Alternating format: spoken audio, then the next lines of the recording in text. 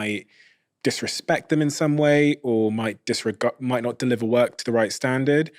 And they might struggle with like pulling that person in, knowing how to do that and how to address that situation. And the avoidance of that conflict obviously just causes a bigger future problem, because you're setting a new boundary, right? You've let someone jeopardize or cross a line.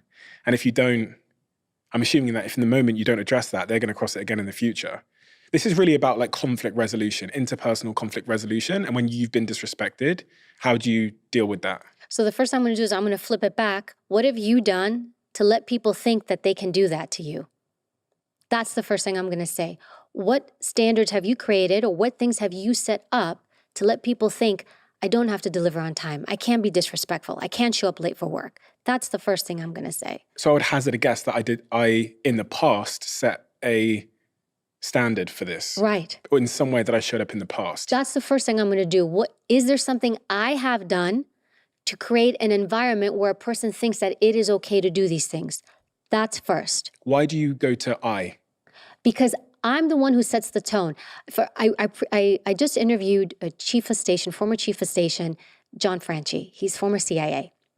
And he managed a lot of people and a lot of strong personalities, because you've got officers and all these different people. And he said to me, you know what I learned? He said, it is easier to have boundaries and be a little bit more sturdy and more authoritative in the beginning and then pull back, than to be everybody's friend and then try to put those boundaries in place. The latter doesn't work. He's like, you do the first, you let people know what you expect of them, and then you can pull back a little bit. But you always have to toe that line. So that's what I'm going to say first, and he's right. What tone have I set in the environment that I'm working that people think it's okay to do these things? That's one. Now, let's say sometimes I have an outlier. I have a person who does these things. As soon as it happens, you have to address it. What people do is they don't address things, they let it go. It's small, and then it happens again. It's small, then again, and then we become resentful. We become pissed. Why does this person keep doing it? Why don't they self-correct? Again, it goes back to me. Why haven't I addressed it? People are afraid of conflict.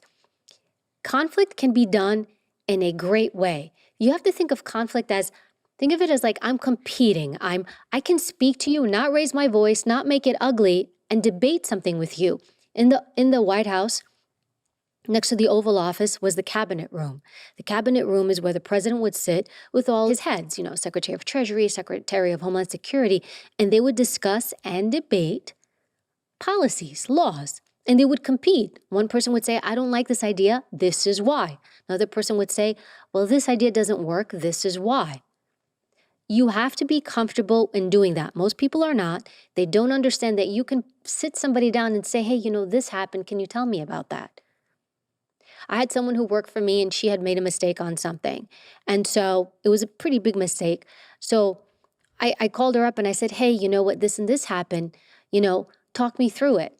And I let her explain and, she said, I'm sorry, this and that, there's a reason why.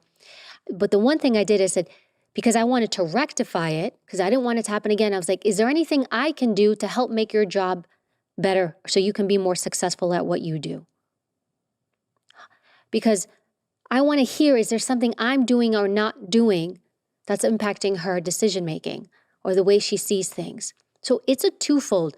But you also, too, when it comes to respect, and this is a whole separate thing you brought up, with the respect part, just make sure people are truly disrespecting you and that's not your ego that feels disrespected. Because sometimes people can't take somebody pushing back. And if my goal is to make a great product or business deal or transaction, then everything we do should be in furtherance of that.